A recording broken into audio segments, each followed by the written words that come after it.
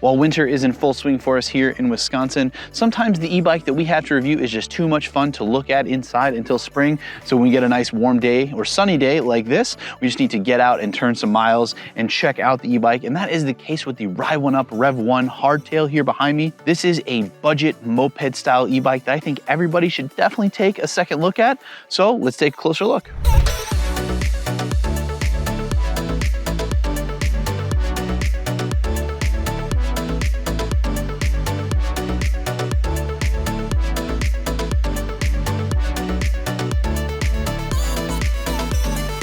Hey everyone, JT from Ebike Escape here. And very quickly, I just want to go over who Ride1Up is if you're not familiar. Ride1Up is a brand that we here at Ebike Escape feel provides you with the most value as a customer, as well as they kind of push the envelope on what you can get at a certain price. They were one of the first brands to come out with a very affordable mid-drive kind of mountain bike or even cruiser bike. But we're going to have a full list up in the upper right-hand corner of every Ride1Up review. At this point, we've reviewed every model, and the Hardtail here almost rounds up that entire list. Now, I keep calling this the Hardtail model because the Revv 1 is offered in two form factors. You get this Hardtail version, or you can have the full suspension version. Ryan actually reviewed the full suspension version earlier on in the year, and I am lucky enough to have both models here to be able to share with you. So before we jump into the close-up view of this bike and kind of put it to the test up our hill climb and various other tests, I just kind of want to quickly compare the full suspension versus the hardtail, because when you're looking at on a website, it may be hard to tell what the true differences are if you're just looking at a chart. So I've kind of boiled this down to 5 key differences between these two models for you. So starting out, the biggest category I think is going to be in consideration for most people, number 1 is going to be price. The biggest difference between these two bikes is that the hardtail is offered at $18.95 and the full suspension model comes in at $23.95. Now that price disparity is associated with a couple of the different traits and choices you get, which we'll get into in some of the later categories, but also both of these bikes do go on sale from time to time. So be sure to check the link down below in the description for the most current and up-to-date price, as well as if you just do decide to make a purchase of one of these two e-bikes and you do so after clicking that link down below, that is a free and easy way to help support us here at Ebike Escape and help me to continue to make content like this. Now, the second standout feature that I really think should be considered if you're going to be shopping between these two bikes is going to be the tires. Yes, I know that seems a little bit arbitrary to some, but the tires are pretty different. Now, they are both the same size. You get these nice Bafang mag wheels. However, the actual tires are different. So on the hardtail here, you get these Kenda Crusade tires, which have a little bit of a knobbier tread. Now, these are pretty standard tires we see on a lot of e-bikes, have no problems out of them. But over here on the full suspension, you get the CST Scout e-moped style tires that have a lot more of a street tread. They're just gonna provide you with a little bit of a smoother ride, as well as being able to handle maybe some speeds that are a little bit higher. We'll get to speed in one of the later categories. Trust me, that is a definite consideration between these two bikes, but not as much as you would think. Category number 3 for me is going to have to be suspension. Yes, I know, full suspension versus hardtail, but let me tell you, after doing some of the riding I have on this hardtail version, even though it only has the single crown front fork, is still a very nice front fork, but you do not get any rear suspension. Like on the full suspension over here, you get this really nice adjustable DMN rear shock, which mounts there, as well as in the front, you are upgraded to this very nice dual crown motorcycle style front fork. The next category that I think has to be considered is going to be the battery size. So there is a difference in the battery size between these two models. The hardtail comes with a 15 amp hour battery and the full suspension comes with a 20 amp hour battery. Now, of course, that's going to lead to different range numbers as well as total amount of power output. Now, that's going to lead us very nicely into the next category, which is going to be speed. Now, while both of these models sport the same motor, they are going to sport different size controllers, which is going to allow the full suspension model to peak at a higher peak wattage output.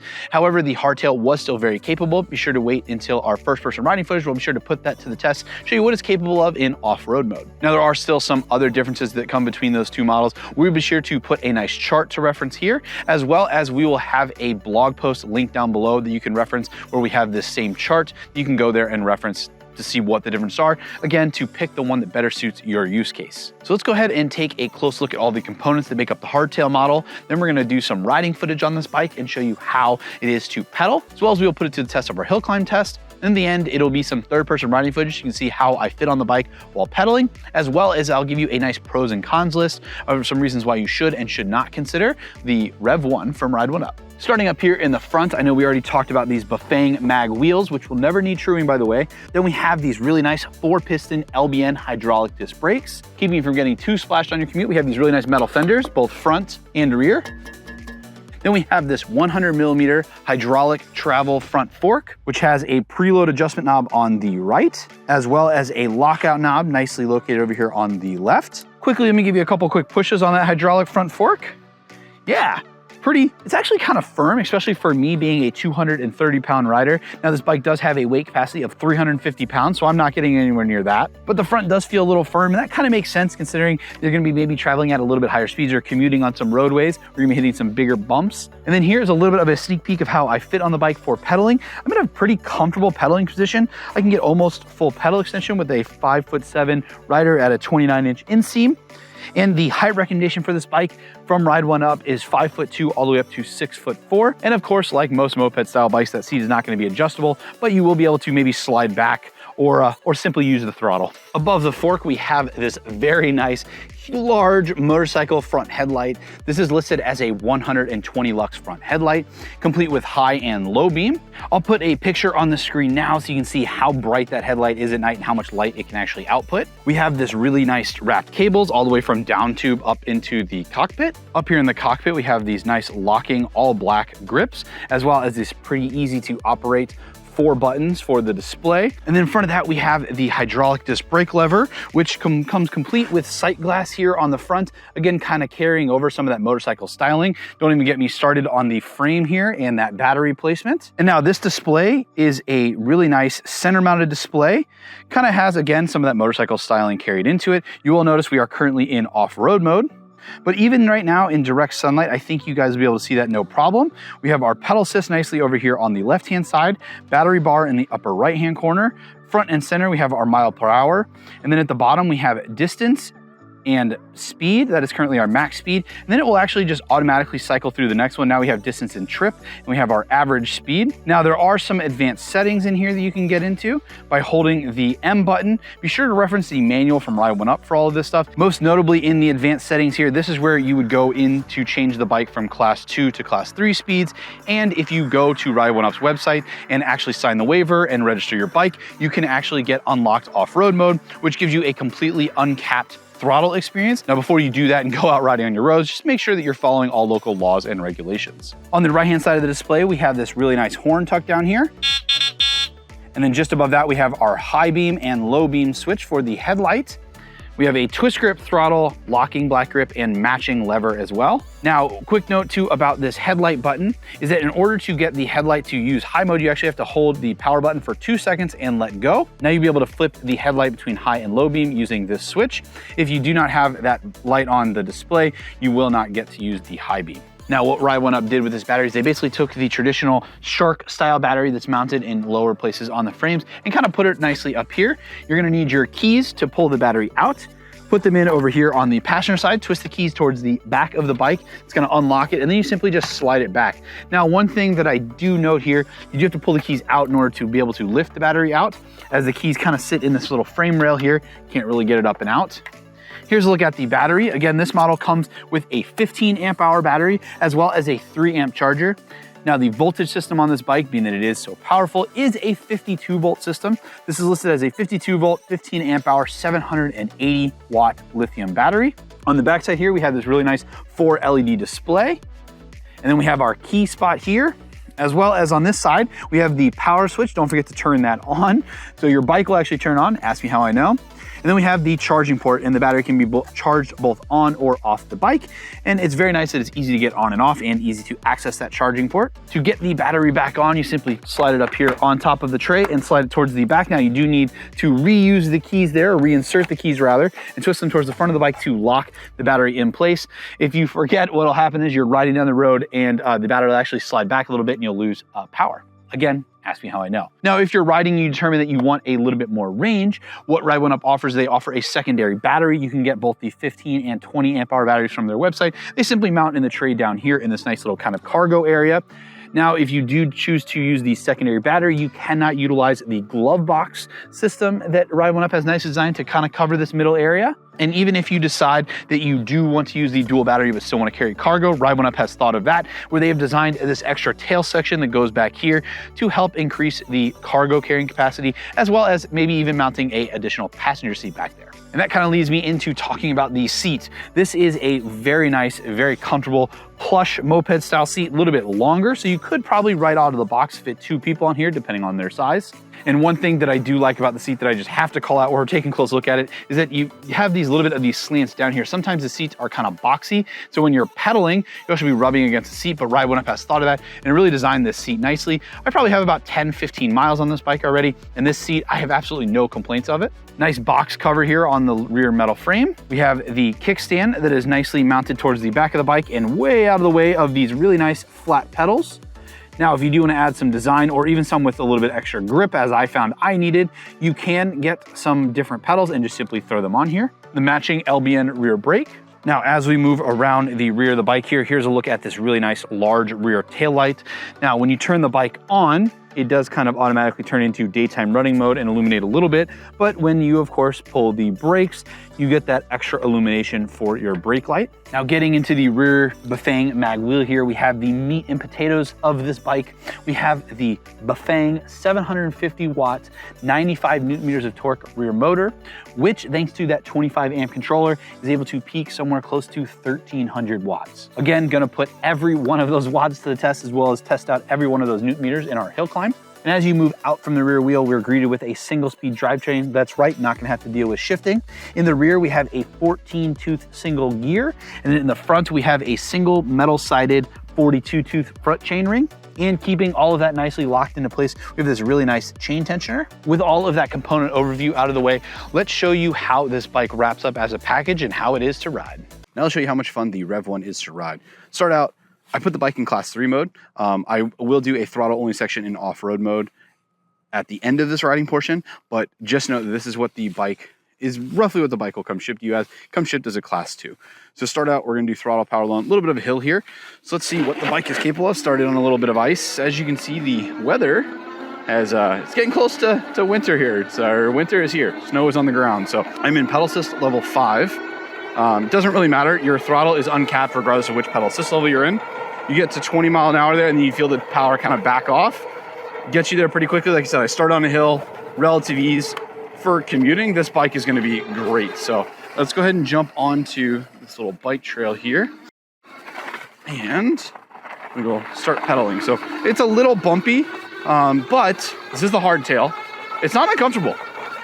These Kenda Crusade tires, being that they are 20 by 4 inch, are pretty balloony. So they absorb quite a bit. No problem blazing over the snow-covered trail here. We're doing about 25 miles an hour, and I'm probably ghost pedaling quite a bit here. So, but this is, there we go. A little bit of air, I think I got off that little snowbank there. But this is, you're able to get to 25 miles an hour really easy pedaling on this bike. Again, you will be ghost pedaling, but that is gonna be your top speed there.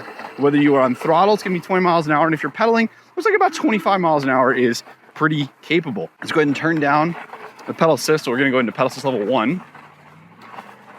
And as I already said, I'm gonna repeat it one more time, single speed bike. So you do not get any gears here. So pedal assist level 1, I'm putting in a decent amount of effort here with my legs. And I'm doing, I don't know, 12, yeah, 10 to 12-ish miles an hour there. 11 to 12, yeah, it's a pretty easy cadence here, but a little bit more pressure than I would like. Maybe if you're trying to conserve battery, that'd be a good way to do that. But here we go, pedal assist level 2. There we go, instantly takes a lot of pressure off my legs there. 15 with relative ease. And you can see, remember that meter there, that is your watts meter. That's how many, remember that's your power meter. That's how much power the bike is giving you. So 16 there, really, again, take that, all that pressure off my legs. We're in pedal assist level 2 here. Turn it up, pedal assist level 3. Get up to 17 miles an hour, 18 miles an hour. Now, this is gonna be a great time to mention, I'm a 5'7" rider with about a 29-inch inseam, and the pedaling position on this bike is really comfortable compared to some other moped style bikes where like the seat will kind of dig into your inner part of your thighs. Not a problem on this bike because they have the seat that it's nicely like tapers out. Really nice, really comfortable, very easy to pedal. Not gonna be the case for everyone, but what I found is that some people, such as Ryan, who's a little bit taller at about 6 feet, he can kind of slide back on these bigger banana style seats and maybe be more pedal forward. Whereas me, I like to be kind of on top of the pedals, pushing down. I don't get like full optimal pedal extension, but it is comfortable. I also cheated a little bit, which is something you could do as well, is I have the handlebars kind of twisted back towards me so that I'm in a very comfortable upright riding position on this bike. Let's go ahead and crank it up, pedal to level 4 here. Instantly felt more power. And if you watch the power meter there kind of blink, yeah, I'm providing even less power now, doing 23, 24 miles an hour with complete ease. I'm providing no power. Pedal to level 5 even felt the motor kick up even a little bit more, 26 miles an hour. I thought the top speed on pedaling was gonna be about 25 miles an hour there, but looks like I just didn't stay in it long enough. Here we go, 20, 23, 24, 25, 26, 27, 28, yeah, 28.4. Let's see, what do we do? Yeah, and the GPS kind of confirms it's about 27 miles an hour there. Yep, so about 20, yeah, 27, there we go. 27 miles an hour, that's, and I'm barely providing power. If you're gonna commute on this bike, that's a pretty good speed to commute at. It's also a very easy cadence to commute at. You could ride this around no problem. So let's go ahead and show you what this bike is capable of on off-road mode, and then we'll do a hill climb test. All right, let's talk off-road mode. First thing, I'm gonna be doing this on the road because that was a bike path I was on before, and I do not really condone riding something like this in off-road mode on a bike path. One big thing that I want to be a proponent for on this channel is gonna be, it only takes one bad e-biker to mess up e-bike access to trails. It only takes one person to make all e-bikers look bad. One bad apple can ruin the bunch. So be mindful where you're using this. The way Ride1Up approaches this is in order to get access to the code for off-road mode, although you can find it elsewhere, is going to be to contact them, sign a waiver, fill out your information, register your bike saying, hey, I understand I'm going to be using this in off-road. You know, I'm only going to be using it on private property, things like that. What off-road mode does, gives you full access to whatever the controller can put out. So as you're gonna see here in this part of the test, it's quite a bit more capable than class 3 mode even. So, all right, we'll give ourselves a little bit of throttle here, get off the curb. Whoop. There we go. All right, so here we go. I'm in pedal to level 5. It doesn't really matter, like I said again, but here we go. Pedal, just throttle power alone. We get to 18, 19 miles an hour. You normally this bike would start tapering out power, but it doesn't. There we go, back to still 22, 23, 24 here, 25. Yeah, looks like 20, yep, still climbing, 26, 27, 28, 29. And it kind of stalls there for a little bit. I mean, still, okay, nope, still climbing 30 miles an hour here, 28 according to the GPS. But here we go, if I go wicked witch to the west here and just pedal as fast as I can, we're getting 30, come on, 31, 32. On this bike, this motor is very capable, very fast. Again, this is the smaller of the two controllers. You can have access to the 30 amp, 35 amp controller with boost function on the full suspension. I don't know if you're gonna need that. This controller alone is very capable. I have no complaints out of this bike for the power. So let's put that power to the test up our hill climb. All right, here we are, hill climb portion for the Ride1Up Revv 1 Hardtail. Let's see how it does up our hill climb test. First time up, throttle power alone. Now, only fitting, I thought I would put the bike in off-road mode for the hill climb just to show you what the ultimate capability of this motor is gonna be. Using no pedaling, none of my own power. We almost instantly at the beginning of the hill get up to about 15 miles an hour. I don't recall if I said it down there at the beginning, I'm sorry. We're gonna put the specs for the hill on the screen now. So here we go, looks like we're dropping to about 11 miles an hour, but the bike is still making it up with relative ease. And the battery was not fully charged before this test. I did all of the riding portion before this on the same battery charge. So again, 11 miles an hour, fairly steep hill, not really struggling. This is not the worst minimum speed I've ever seen up a hill, especially with me, a 225-pound rider. So this bike on throttle power alone, 10 miles an hour, hill kind of tapers out. That's pretty impressive. I mean, this is a very stout motor, and if you're gonna be commuting on it, it is definitely gonna be able to get you from point A to point B. So here we are on the way down. I just want to give you guys a quick brake test. So we do have some 4-piston hydraulic disc brakes, get up to about 28 miles an hour, and put on the brakes. And yep, trying to stop the rear wheel from sliding as my weight shifts. Very capable. But as I say, it's not the first time you stop that really tells you, it's the second and third time. So here we go, brake number 2. Braking gets even better there, and the ground gets a little wet. And so now the brakes are super nice and hot, and let's see how quickly it breaks down here. One more quick stop here, and yep, not running out of lever, not running out of capability. Bike slows down very easily.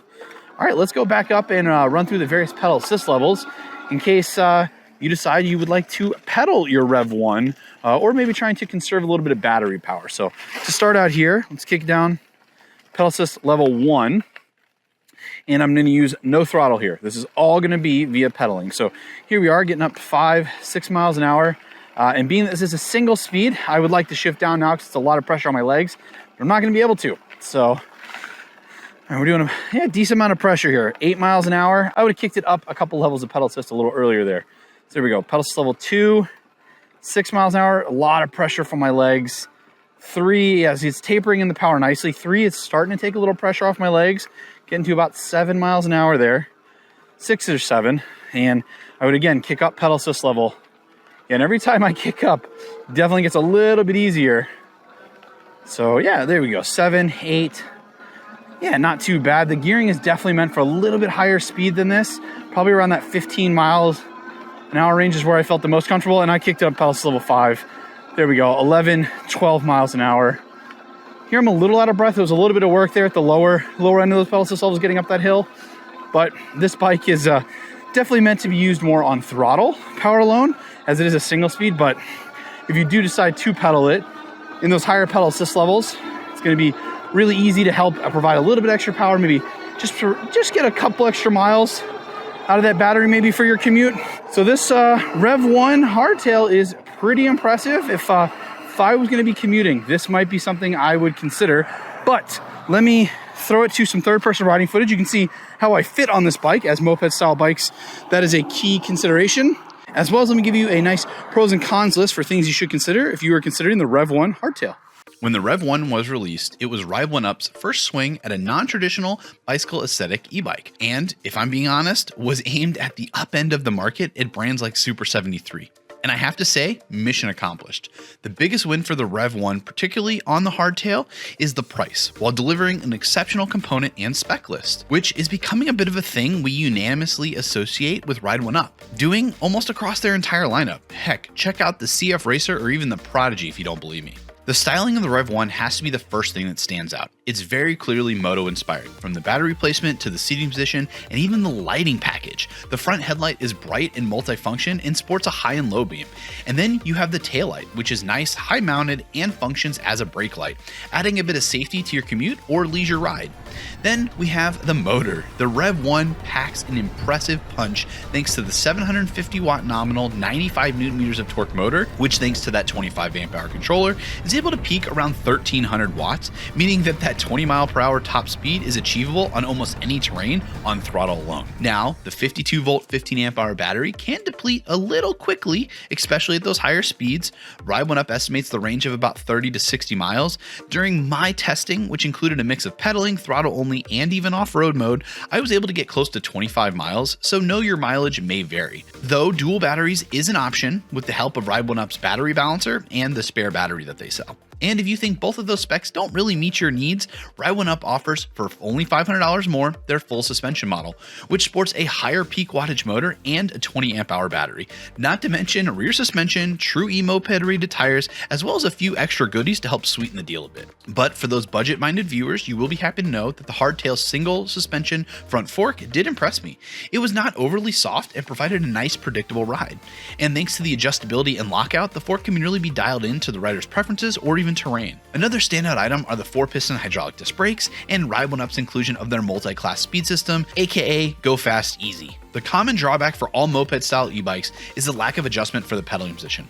And while you won't be doing much pedaling thanks to that single-speed drivetrain, the Revv 1 is not immune to this. However, thanks to some thoughtful seat design with slanted side bolsters, it is slightly mitigated, meaning me, a 5'7" rider with a 29-inch inseam, found the pedaling position more comfortable than some competitors, but your fitment will vary. Another limitation of the Revv 1 has got to be the weight, due in part to its mag wheels, which forego maintenance thanks to their added rigidity, are heavy, meaning that the hardtail comes in north of 80 pounds, making transport and storage something that should definitely be considered. This might be the best moped style e-bike for the money, and if that's what you're looking for, we'd appreciate it if you'd make a purchase after clicking one of our links down in the description. It's a free and easy way to help support me here at eBike Escape. Thank you all so much in advance. I should add that Ride1Up is a US-based company and has been around since 2018. So really, if you're in the market for any type of bike, from a commuter to a carbon fiber gravel bike, be sure to check them out, or heck, even give them a call. We're told that they're doubling down on customer support, which is a must for any direct-to-consumer company. So what do you think of the Revv 1 Hardtail? Would you like to commute on one? Let us know in the comments down below. Ride safe, everyone, and I'll catch you all in the next one.